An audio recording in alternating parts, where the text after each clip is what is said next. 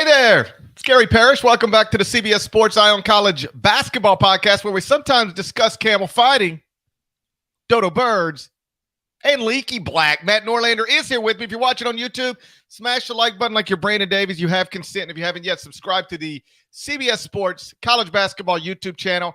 Also do that while you're here. Let's get into it. As I hope you know, we concluded our annual Candid Coaches series last week with one final question that we did not discuss in last Thursday's episode. The question is a simple one. It's one we ask every year. Who will be the best team in college basketball this season? Unsurprisingly, Kansas was the leading vote getter, 45.4% of the vote. Purdue was second with 17.9% of the vote. So KU did not get the majority of the votes, but KU did finish 27.5 percentage points ahead of anybody else. Deadleg, what'd you make of what the coaches told us about who they believe will be the sport's best team this upcoming season? As I answer this, I implore you, because I'm curious, on your highest ranked team in the top 25 and one that did not receive a vote by the coaches. Maybe you already know that, but if not, pull that up, because I'm curious to see what that I do not know it off the top of my head, but let's run through it. Kansas got votes, obviously. Number 2, Purdue got votes. Number 3, Duke got votes. Number 4, Florida Atlantic got votes. Number 5, Michigan State got votes. Number 6, Marquette got votes, I believe. Yes. Number 7, Houston. Yes. Did not get any vote. No, they did get votes. Yeah. Okay, Houston got votes. Number 8, UConn. Yes. Got votes. Number 9, Creighton. No. All right. Jays. So that's the highest ranked team. Now, I am prone to think that and I even know that, the coaches are obviously, and understandably so, like some of this is conventional wisdom. Some of it might be, let me check in on what Gary Parrish might have ranked in the offseason. Because I, as always, when I do this and I hit up some coaches and we get to this question, sometimes coaches know it. Sometimes they're like, all right, give me what your rankings say. Give me the top 10 teams or so. And so for at least, 20 to 25 coaches I talked with, I gave them your top 10, and they essentially were picking from that, which is fair and understandable. But yeah, Creighton was the highest ranked team that you have that didn't receive a vote. Kansas. I want to say something. What? And I might have to own a mistake here.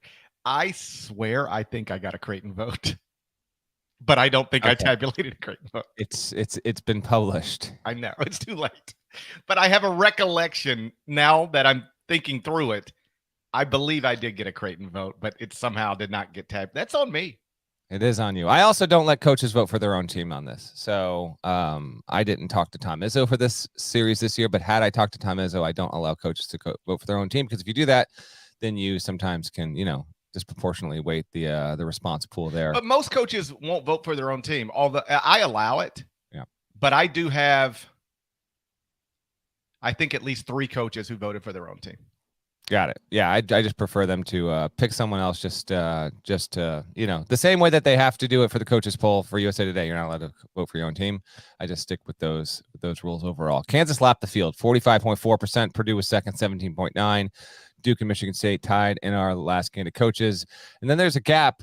I will not be picking Kansas to be the preseason number 1 team, only because now we are approaching the stage where there are too many people saying it, and there have been plenty of instances in preseasons past where there has been an overwhelming favorite and an understandable pick to be the number 1 team, but in the interest of maybe dodging the wisdom of crowds, too many people are in Kansas at this point, and so I will not be taking Kansas. Breaking news when I do my top 101. But here, comfortably the best, and it obviously has to do with Bill Self, Hunter Dickinson, who was the most well-known and coveted transfer on the market, and Kansas is good basically every single season. So it's all grounded in a lot of practicality, rationality, and the fact that it's hard to see how Kansas won't be one of the 5 best teams.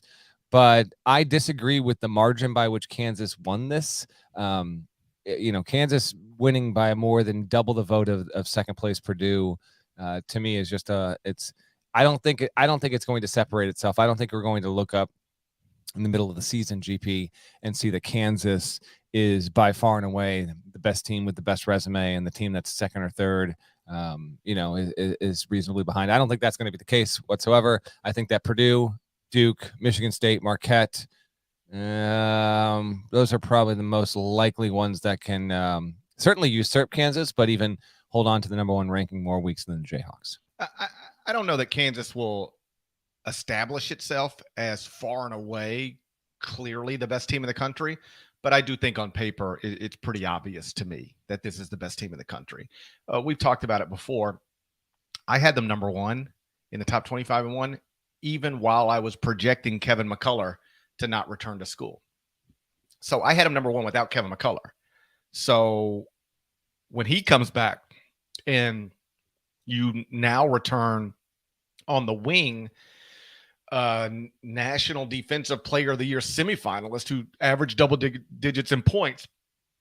Well, now you're even better than I thought you were going to be. Again, on paper, when I already had you number 1 in the country.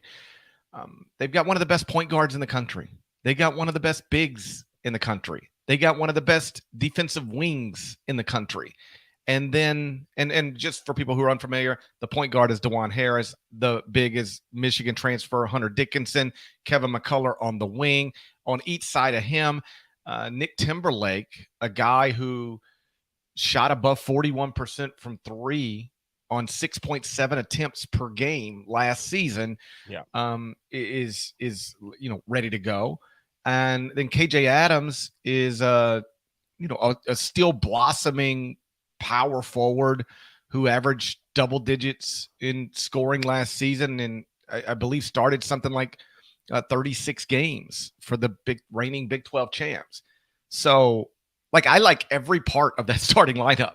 It has arguably the best run your team point guard in the country. It's got shooting. It's got size. It's got at least one great perimeter defender that you can throw out there, and so you'll lock this guy up. And then maybe the best big in the country, not named Zach Edey. You're going to bring 5-star freshman Elmarco Jackson off the bench, I'm assuming. Arterio Morris is a former 5-star prospect, borderline 5-star, but right there, he's coming off the bench. That starting lineup of Harris, Timberlake, McCullough, Adams, Dickinson, if that's it, they combined already to play parts of 17 seasons of college basketball.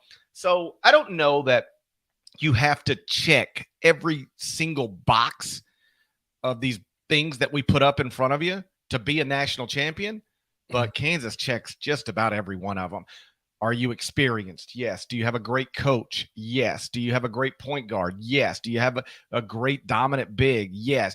Do you have defensive versatility? Yes. Do you have shooting? Yes. Do you have depth? Yes. The only thing, and I would ask you this, that Kansas might not have on paper that you typically have to have, typically, not always, but typically have to win a national championship, undeniable NBA talent. Who's the undeniable NBA player on the roster? It's not there. At this point, it's not there. I mean, it might be the freshman, right? Yeah, potentially. Yeah.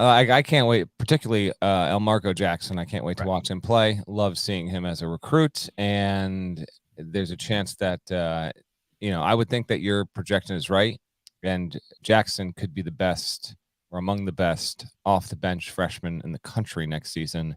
Again, the freshmen that are good enough to start wouldn't make that, wouldn't be in that box and that distinction there. So there is that. And I just want to see, I think I mentioned this on our Kansas shoot-around episode. I do think over the course of season, depth certainly matters, particularly if you face injury issues. I don't think Kansas would rank in my top 3 or 4 amongst the teams in the top 10 in terms of overall depth. They've got a really good starting 5, and I'm not surprised they won the poll. I think DeJuan Harris is tremendous and is maybe the best traditional point guard in the country that we have. I mean, he's not looking to get his own. He's looking to distribute. He's a really, really good defender as well. And if he really establishes a way of bringing these pieces together, because Dickinson is a new piece, Timberlake's a new piece, Jackson's a new piece. And if you do that and build upon what you already have with KJ Adams and Kevin McCullough, then you got something great. I'm not saying Kansas won't be great. I think Kansas will be great. I just feel like we are approaching a little bit of groupthink here with Kansas is going to be the number 1 team. And I don't have it up in front of me, but more often than not, I know because I've been approaching this and looking at this every single offseason when we get to September, October, when I'm building out the overall preseason rankings. And it usually winds up that team, it's not even that team doesn't win the national championship. It's when you get to the number one overall seed in the NCAA tournament, more often than not, that does not wind up being the case. So Kansas gets roughly 45% of the vote from the coaches. Again, more than double anybody else. If you're wondering how the voting actually played out, you can find it, of course, at cbssports.com. Kansas, 45.4% of the vote. Purdue got 17.9, Duke at 12.3, tied with Michigan State at 12.3, and then nobody else got more than 4.7% of the vote. That was Marquette. Of the teams that got votes, Kansas, Purdue, Duke, Michigan State, Marquette, Florida Atlantic, UConn, Gonzaga, Houston, and Kentucky. If I am acknowledging that I think somebody did vote for Creighton, then the highest ranked team in my top 25 and one that would have not gotten a vote from the coaches would be number 10, Miami. Should Miami have gotten a vote, Deadleg? Do you believe? I mean, we're asking who they think is going to be the best team in the country next season. I don't know if Miami should have gotten a vote, but that was a Final Four team from a season ago, just missed out. Two other Final Four teams did get there.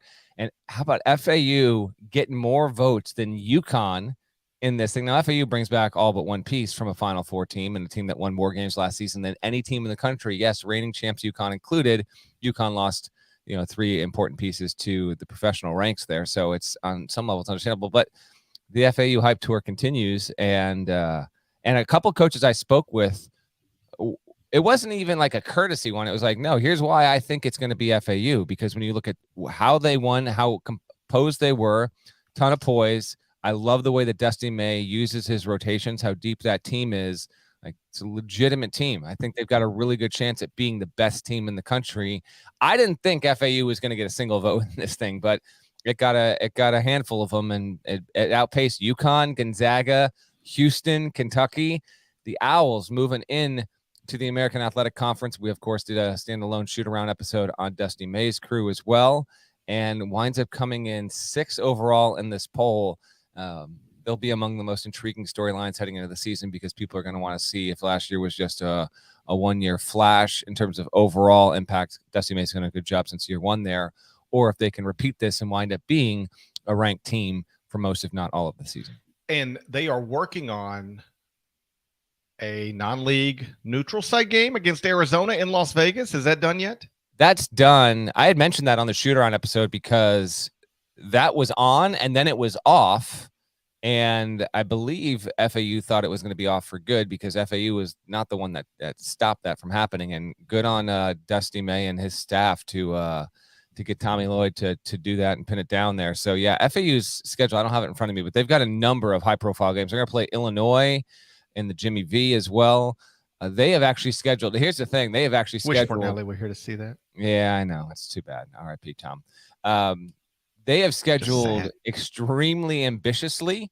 And so we'll deal with this more when we get to, I guess, preseason and end season. But I think it's possible that FAU winds up being a little bit better than its record might reflect, because they are really going after it in the non-conference. And if they wind up winning more games than not against those name opponents, then really look out. Then the preseason standing that Parrish has in the polls is going to wind up coming true. But yes, Arizona, FAU, I guess was the most recent notable non-conference game to come out. And that was that came out a couple of days ago.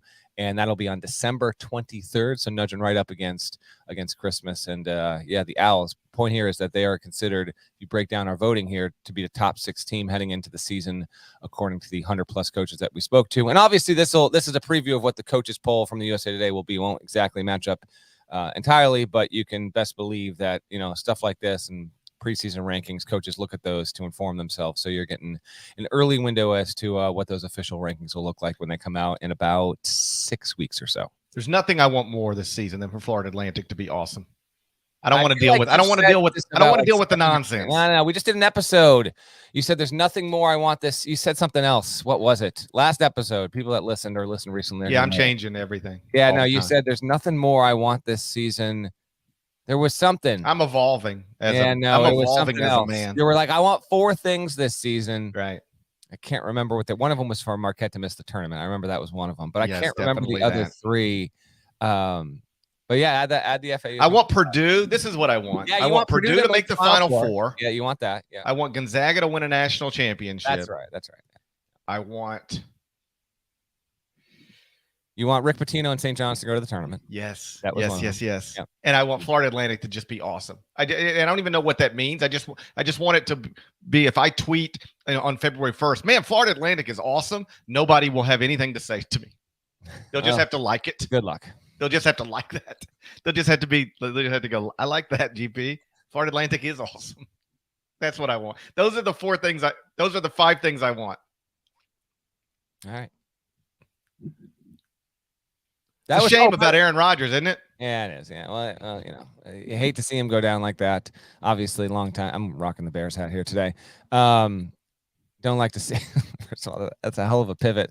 But that is, man, oh man. I mean, Jets fans, I feel for you. Okay. Listen, this connects to me because you wait the entire offseason, you open the season against the Packers, Jordan Love, you're at home, and then it's just the same old story. And then so you're a Jets fan, you got all this hype, you had Hard Knocks come in, you think, come on, this is going to be not necessarily you're winning Super Bowl. You got hopes that you're going to, cruise in the playoffs. Dude plays 4 snaps, and we don't technically know that's a torn Achilles at this hour as we record this podcast. I tell you what, they're never wrong about that. Can you ever remember the last time No. a projected torn Achilles was like, it's a calf strain? No, if they say torn Achilles or if they say torn ACL, that's what it is. Like, yeah. I'm an ACL survivor and a doctor. I did not perform my own surgery, but I remember this. I got I suffered an injury, and a trainer got me like right off the field, and like really just like did this with my leg, just did some of this stuff, just pull and he was like, "Yeah, that's a torn ACL." They knew within 4 seconds of touching me. All right. So yeah, when they come out last night and they're like, we're fearful that it's an Achilles, then that's what it's gonna be. It's a shame. It's a shame about Aaron Rodgers and Indiana. If you think about it. No, I didn't. They both had a rough little stretch.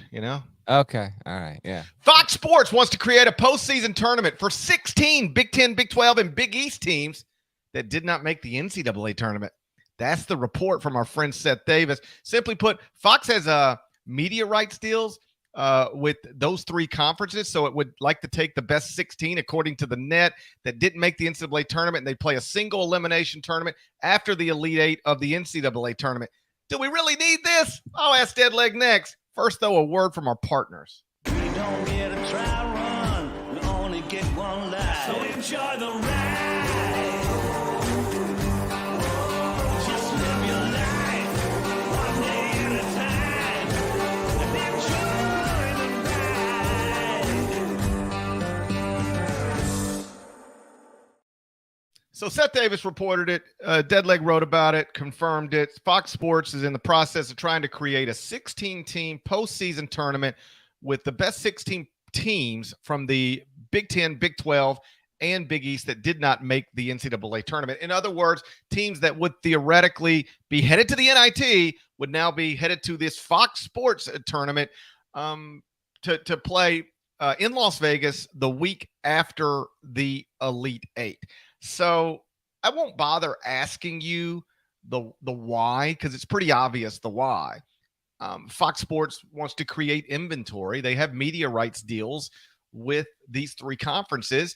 And on a very basic level, it sounds like Fox Sports has decided, why are we going to let some of our members that we control go play in an NIT controlled by ESPN when we can create something similar, if not better than the NIT, put it all in one spot in Las Vegas, and we can have our Fox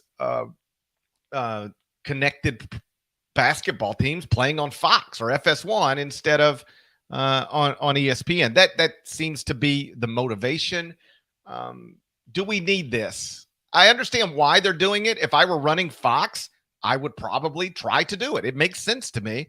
But from my perspective, you know what this is? And I say this as respectfully as I can say it. It's more postseason basketball games featuring teams that were either average or bad that I will not watch or write about or talk about or pay attention to at all. I won't. Yeah. You can ask me 4 months after it's over, GP, who won that thing, and I won't know. I'll guess 4 days. I will guess Penn 4 State. Hours. I will guess Penn State blindly, but I don't know. I will not know, but I will guess Penn State. All right. So part of the why of this is that Jordan Bejant used to be a coach's agent, and he became a Fox Sports executive in the past couple of years, but he still obviously has very good relationships with a lot of these coaches because either he represented them or just knew them because that was the nature of his job. And now he works in Fox Sports and does a number of things, but obviously the college basketball division falls under his umbrella. And so he is in part using a lot of his relationships to try and sell this thing. I was told on Monday by multiple sources that, and Seth had this in the story. I actually didn't have this piece of information confirmed, so I didn't put it in mine, but Seth reported that Charlie Baker, the new NCAA president, like he got wind of this and asked the conferences to step away from this idea because this was talked about in previous months. And then realignment started happening. And then Fox kind of, circled back and was like, all right, well, let's maybe try and do this again. And the ACC and SEC, I'm told, are not 100% out, but they are way more hesitant to this. Now, the ACC and SEC obviously have the two primary deals with ESPN. And so I don't like the idea whatsoever. I get the notion that a lot of college basketball fans won't necessarily love this idea. But that's the why of a lot of it's happening on top of what GP mentioned here. It is fraught with flaws. This notion that you would have average to bad high major teams, right? That people are frankly sick of even seeing on their televisions by the time we get to early March. Their own fans don't even want to watch them anymore. Right. So let me run down the reasons why this is stupid and shouldn't happen. You will have those teams' seasons end anywhere from, with conference expansion, it could literally be from anywhere of the Monday of championship week till technically, if there's a long shot that makes a title game on a Sunday, like anywhere from that Monday to Sunday, their season would end because these are obviously teams that don't make the NCAA tournament. So then you have 2+ weeks. In some cases, it could be close to 3 weeks where these teams are, I'm not going to say sitting around because, if they were going to engage and play in this, like they're going to practice, but they're not going to play. They're going to have the longest stretch by far. It's not even close of not playing a competitive game the entire season. Also, so you got to figure that. 2, not all, maybe not even most, but obviously there will be a handful of these programs that will wind up making coaching changes. Why? Because they are in high major leagues. And when you're in a high major league and you fail to make the NCAA tournament, if your coach is not in year 1, year 2, or year 3, the likelihood of him getting canned obviously increases exponentially. It's unreasonable to think that an athletic director would hold off firing a coach because his team is going to go play in a 16-team afterthought of a tournament. So, okay, you say, well, he fires him anyway, then an interim coach winds up coaching. Yeah, I guess, but that's where we're headed. This is going to be just like bowl games. It's going to be just like exactly. It's going to be just like bowl games. And if I'm an athletic director, if my team goes to this tournament and I want to fire my coach, I'm firing my coach. There's no coach that's holding on to his job. You have to get into the marketplace to get your next guy. I'm firing my coach. We're promoting an interim, and we'll go play in this stupid tournament in Las Vegas. And on top of that, but you will. I promise you this. You will see interim coaches coaching in this Fox Sports tournament. It's a 100% guarantee if this thing comes to be. And by the way, like I talked to 3 sources with this, and they were varying in their confidence, but all 3 sources said that ultimately, don't know a timetable, could be 2 years, it could be 5. They said ultimately, I think it's more likely than not it happens.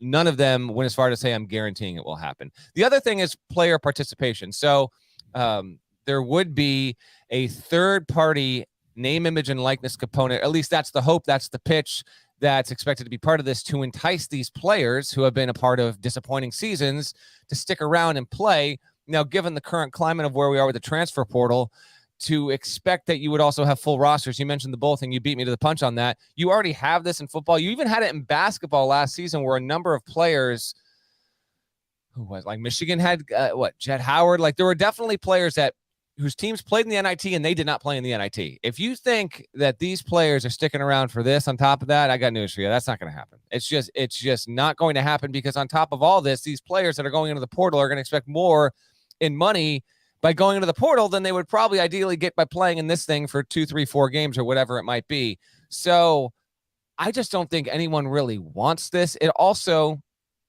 two more things, and then it's all you to take away here. This obviously threatens the NIT, kind of like behind the scenes. The NIT is a huge bill. It's costing teams a lot of money.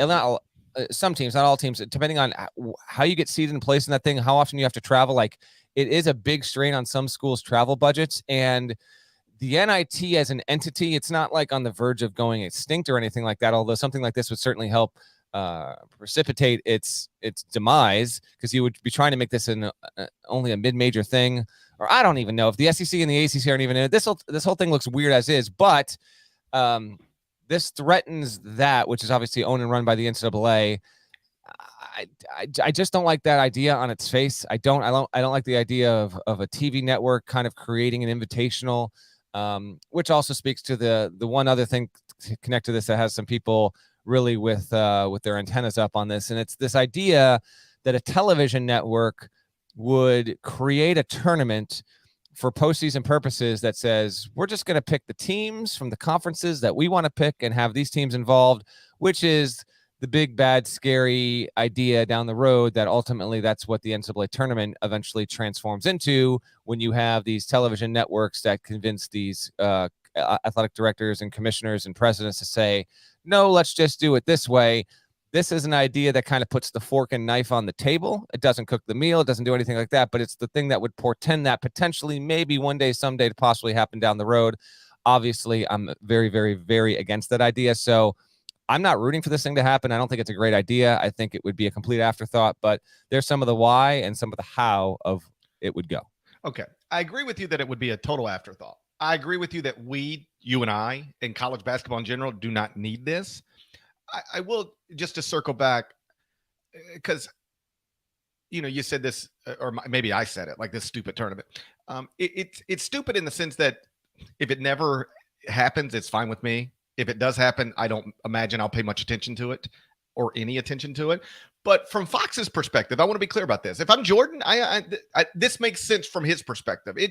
We just because we don't need it doesn't mean there's not a benefit from Fox creating it. You're just creating it. It's a benefit only to Fox, and these games would happen, the Monday, Tuesday, Wednesday, Thursday, Friday, some in that window after the Elite Eight and before the Final Four kicks off. Which last thing, and I'll shut up, GP. And this is something that most people really, I guess, won't really care about. But I did hear from a few coaches like, that's for like going to the Final Four, where it's like the big pilgrimage for coaches, D3 coaches you've never heard of, and the Hall of Famers to kind of all go convene. It's actually a very good morale building thing, the Final Four for the sport. And this is just another thing that tears away from it. And so I heard from two coaches on Monday that were also like, we're trying to peel away from the luster of the Final Four with this, because we got to have 16 crappy teams from high major conferences go play a tournament in Vegas. So I thought that point wasn't complete with it. I agree with that. But again, Jordan Bejant works for Fox Sports, right? He should be doing what he thinks is best for Fox Sports.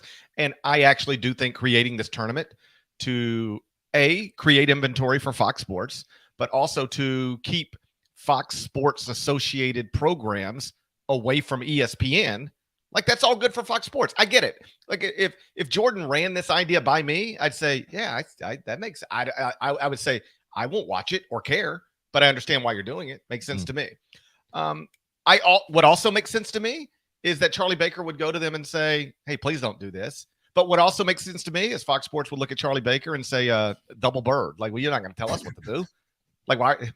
Your motivations are just as obvious as ours. You own the NIT, so you don't want us taking teams from the NIT, but you're also not going to tell us what to do. And then ESPN, like you mentioned, the ACC, SEC are unsure. I can't imagine ESPN would allow them to be a part of this. If you're ESPN, don't you just lean on them and say, because you are then you're saying, oh, sure, if you qualify for that tournament, go play in that tournament, which means you won't be in our tournament. Why would you do that? Yeah, we didn't mention that. That's obviously the stipulation here is if this actually gets done and it's agreed to, if you're in these leagues, you have to go and play in this tournament. You cannot opt to play in the So why would ESPN allow that? If you're ESPN, you just tell the ACC and in the SEC, you just say no, you're not doing that. period. Like, from my perspective, that's a 3-second conversation. Hey, ESPN, we were thinking about, at Fox, they're doing this postseason tournaments out in Vegas, 16 teams. They want us to be a part of it. What do you think? No. Okay, that's it. Like, you're not doing. We pay you hundreds of millions of dollars. We're not going to allow you to not be on ESPN when you could be on, and we're not going to allow you to be on Fox when you would otherwise be on ESPN. Period. End of story. So I can't imagine these other leagues, ESPN supported leagues, associated leagues, are going to be a part of it. The last thing I would say though is, and I understand your point. You say like it's a bunch of disappointing teams or underachieving teams. I think this is fair. Like, if you're West Virginia and you qualify for this event, you probably overachieved. You're probably not disappointing relative to what we think you're going to be. Like, if you're, I'm looking at, if you're Georgetown and Ed Cooley in year one and you qualify for this tournament, you probably had a good year relative to what most people think you're going to be. So it won't all be disappointing teams, because I think disappointing is a relative term. You're only disappointing if you don't reach what you were expected to reach. But I mean, for the most part, while we get into all this and podcasts and our listeners are onto it, like, people just don't care about. Yeah, I would just call them shit teams. I would just say it's going to be 16 shit teams out in Las Vegas. Earmuffs to our 12-year-olds who might be listening. Yeah. I'm sorry, Jackson. Hey, by the way, Luke in the chat brings up a good point. And this might sway me just the tiniest bit. I would like to see a Shaq coach DePaul team in this tournament. You tell me Shaq's coaching DePaul in this, I'll watch it. So that's a good call by Luke in the chat there. But otherwise, this is a whole bunch of who asked for this. And if anything, I almost wonder if it helps accelerate if any tweaks to the NIT need to be done. And by that, I mean, and I'm not saying this will happen or it's in discussion to happen, but does the NIT look at itself and say, listen, as much as we liked having 32 teams, maybe this needs to go down to 24, top 8 get a bye, single site thing, the whole thing, and we try and accelerate the course of this tournament as well to kind of to help it, because it's lost its luster slowly but surely over the past 4 or 5 decades. At one point in time, young ones, even before Gary Parrish's time, the NIT held more prestige than the NCAA tournament. Like, it meant more to make the NIT and win the NIT. Granted, that was 60 plus years ago. But slowly but surely, as the NIT has moved its title game away from the Garden in the past few years, and North Texas beat UAB, and it helped Grant McCaslin. I mean, he would have gotten the Texas Tech job anyway if they hadn't won the NIT. But it signified a really good year for COSA. But it's become a bit more, at least in perception, of being a thing where, like, mid majors have their opportunity to make their runs. Still, anyone that doesn't make the NCAAs is eligible, and we don't have that many teams turning it down, but I almost wonder if this prompts the NCAA to really look at its NIT model and try and upgrade and update it in an effort to stave off what might be coming here from Fox. All right, that's as long as we will ever talk about this tournament, even if it actually becomes official. Okay, so, that's a deal. Yeah, that's a deal. That's a promise from me to you and everybody else. One more thing before we get out of here. John Calipari's Kentucky Wildcats program lost another staff member this week. We're going to spend a few minutes on that next. But first, can I get one more word from our partners? Another break? Saturday, the champs are back on CBS and chasing history. Top dog Georgia has their sights set on an unprecedented three-peat. Will the Gamecocks put a dent in their dynasty? South Carolina, Georgia. Saturday on CBS and streaming on Paramount+. So John Calipari has lost another staff member at Kentucky. It's TJ Beisner, who was the director of player development at UK. He helped with, among other things, the Wildcats NIL deals. So this is the second time in 16 months that Calipari has lost a key staff member to a fellow blue blood. Last year, he lost Jay Lucas to Duke. This week, officially lost TJ Beisner to North Carolina, where he will serve as the executive director of Tricord Management, according to Kyle Tucker of The Athletic. Tricord Management is UNC's university-endorsed collective. Deadleg, big deal or not a big deal for John Calipari in Kentucky? Big deal. Yeah, this is a big deal. We're in an NIL era, and these kinds of positions will become more prominent, even if maybe especially so if what is or is not permitted at an NCAA level with name, image, and likeness continues to grow and maybe get more restrictions, et cetera, et cetera. Beisner, by the way, I'm sure you did as well. He started in media. I mean, he had a Yeah, I've known TJ forever. Stuff. Yeah, we for went a on long his, time. I don't want to say forever. We didn't grow up together, but I've known him for a while. Yeah, no, absolutely, and a wonderful dude. I mean, just a great person, and I love. We're going back 6, 7, 8 years ago where we were on his TV show. He did a great job. He would, you know what he would actually do with me on every single episode?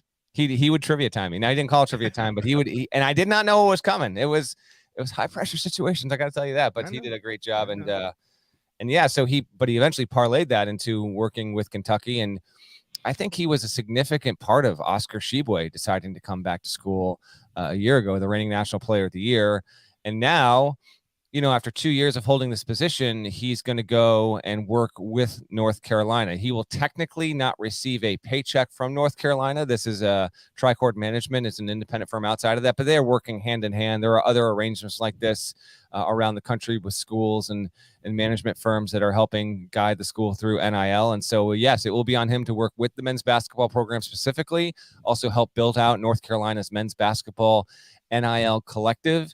And while you may not have known the name, he's obviously highly respected. And another portion of this is he actually has an older son who lives not in the Triangle area, but lives in North Carolina. I had a chance to catch up with TJ, and he said, listen, this is also part of it as well. I'd like to be, my wife and I would like to be close to our son.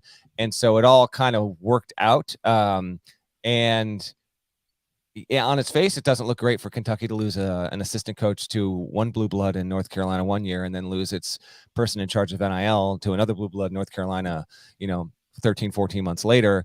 But nonetheless, it is what has happened there. And UNC got I'll tell you what, I think this stuff matters because when it comes to roster management, either bringing in highly coveted transfers or maintaining guys on your roster and using name, image, and likeness to bolster it, I think this means a ton, and I think Hubert Davis recognized how important this was and made the extra effort to absolutely make sure they could get this done. So this is nothing but a very good thing in the broader scope of North Carolina. When it comes to performance on the court and coaching, that's a whole other deal. This is about trying to set yourself and your program up as best as possible.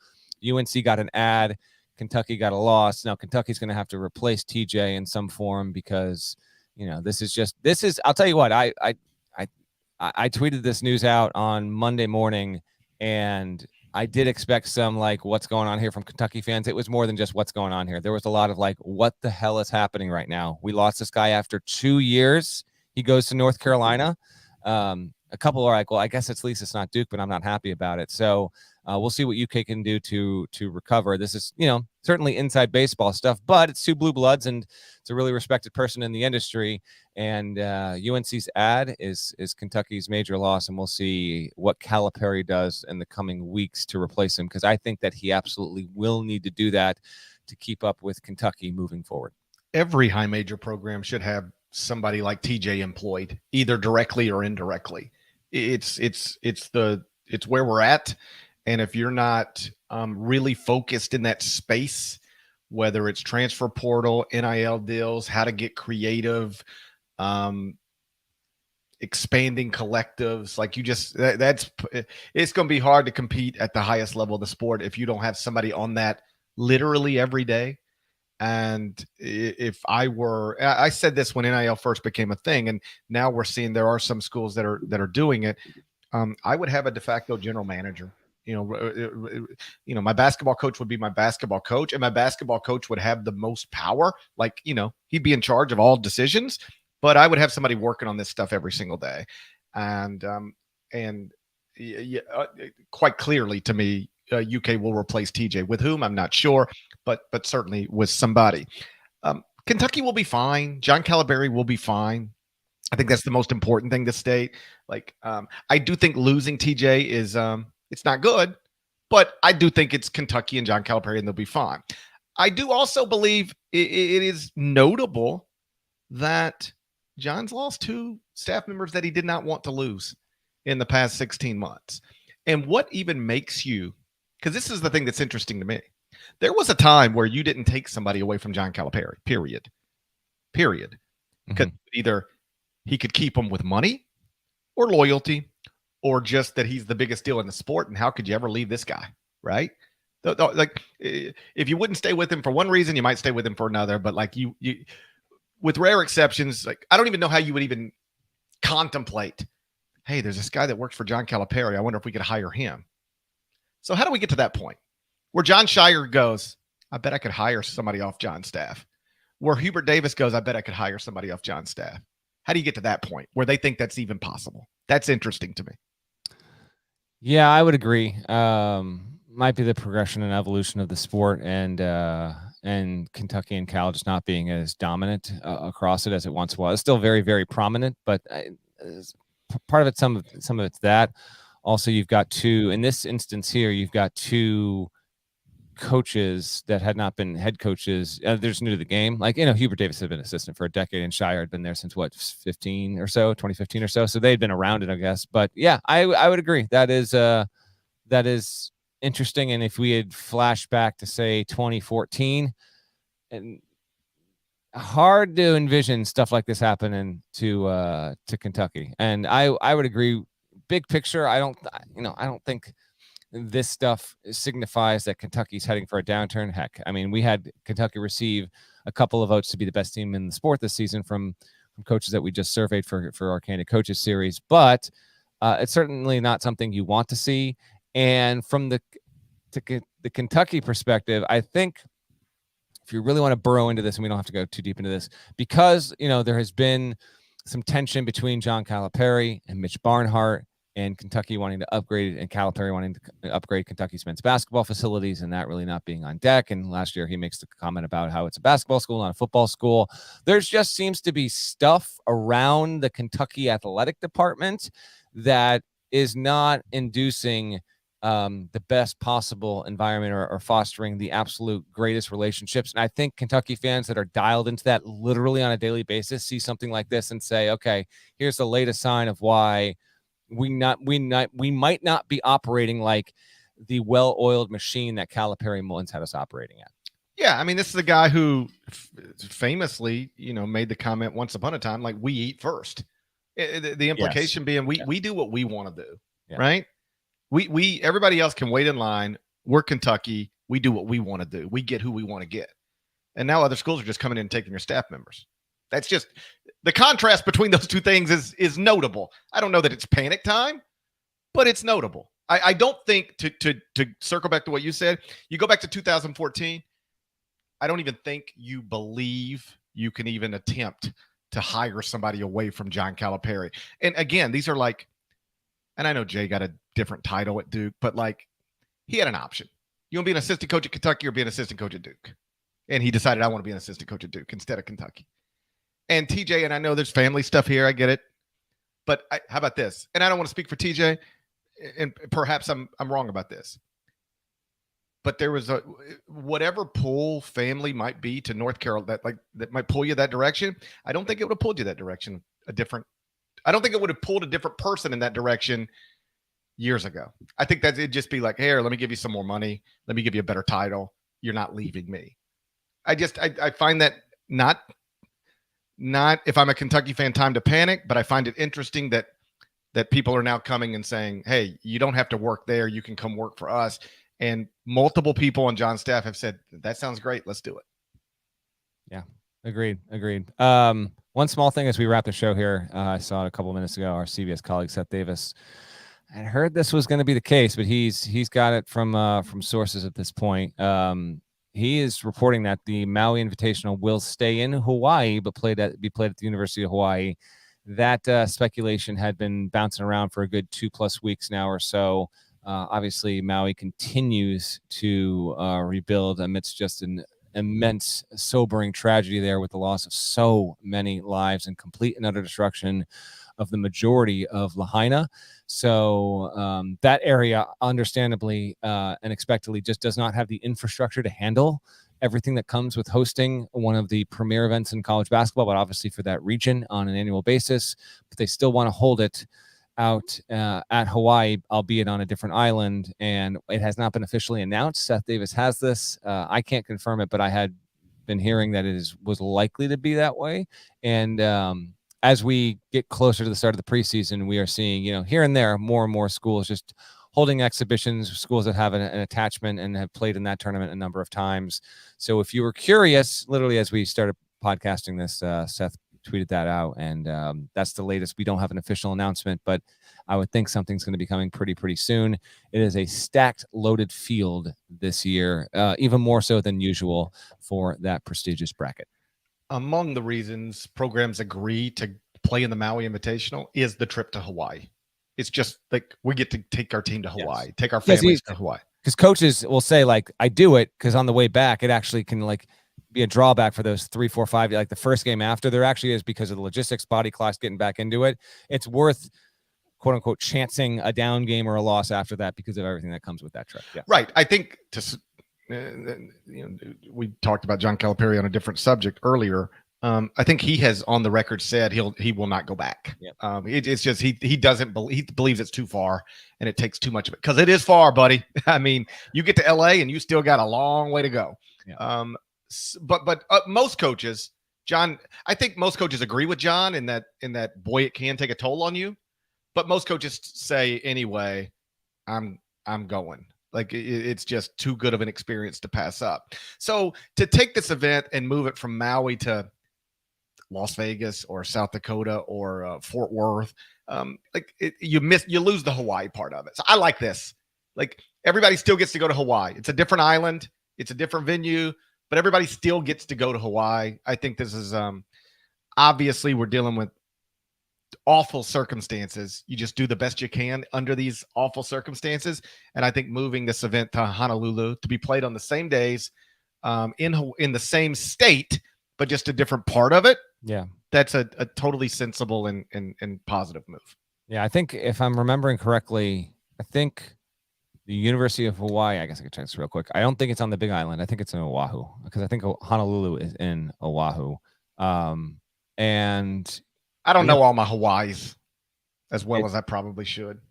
Reminder, the teams that are involved in the Maui Invitational, we talked about it plenty in the past 2 months because so many of these schools were in our summer shoot around, but you've got Purdue, Kansas, Marquette, Gonzaga, Tennessee, Chaminade's in it, Syracuse, UCLA are the 8 teams that are in it. And University of Hawaii is in Oahu, in Honolulu. So there we have it. That's a show, GP. It's a real shame about Aaron Rodgers, though, And, well, I'm more concerned about my Bears at this point, but yeah. They are terrible. Man. Got the Bucks this week. That was rough stuff. But you know what? This may well here be the last my last pod as I head off to Iceland. So that might be a blessing for me. I don't even know if I'm gonna for sure. Although I will say this. I went to the cable company on Friday, dropped my stuff off. I get there 5 minutes before it opens. I'm the 4th guy in line. Hey, listen, if you're debating doing this, I highly recommend it. I got YouTube TV. It's incredible. I completely endorse it. What the hell took me so long? The whole deal. I should have done this years ago. But if you do this and I didn't want to deal with being on hold for 90 minutes, 2 hours, right? I just let me just go, drop all this stuff off in person, talk to a human being. It's going to be easier. And it was, but I will recommend this. If you have a place in your area where you can return, and it's a reasonable drive where you can go and return all this stuff. If you make the switch, get there before it opens, because I got there 5 minutes before it opens. I was the 4th person in line. By 1 minute after it opened, there had been 13 people in line, and it takes, like 10 to 15 minutes per person. So that those people were then doomed to wait for a good 2 hours to get it done. So get there early, YouTube TV. And now, if I want to watch my Bears be terrible, you can watch it on your phone wherever you want. So it's a major, major advantage there. And I went and I got the Sunday ticket. So if I can help you out, GP, and repay the favor, just let me know. I've already subscribed, $4.50. And I got the promo. Deal. So I had to pay straight $4.50. I think you're good for it. So regardless on that, but why you think we're doing 2 words from our partners now? There you go. Something like I gotta pay for this Sunday ticket. The Sunday ticket, it don't grow on trees, No, I hear you, but I definitely enjoy it, and YouTube TV was a major, major ad. Thank you to everyone who in recent months sent some Iceland recommendations. I have those jotted down. I will be back to podcast later this week if we have news that necessitates it, but otherwise, your boy might be going off the grid here for a couple of weeks. Congratulations on that and YouTube TV. Shouts to Devin Downey. Shouts to Chester, South Carolina. Shouts to Huck, Larnell. Thank you guys once again for listening and watching Eye on College Basketball Podcast. If you're not subscribed, please go subscribe. Anywhere you subscribe to podcasts, including Apple and Spotify, more of us than there are of them. That needs to be reflected in the comments. So go knock that out, and we will talk to you again real soon. Till then, take care. Throw the ball to DJ Moore. You traded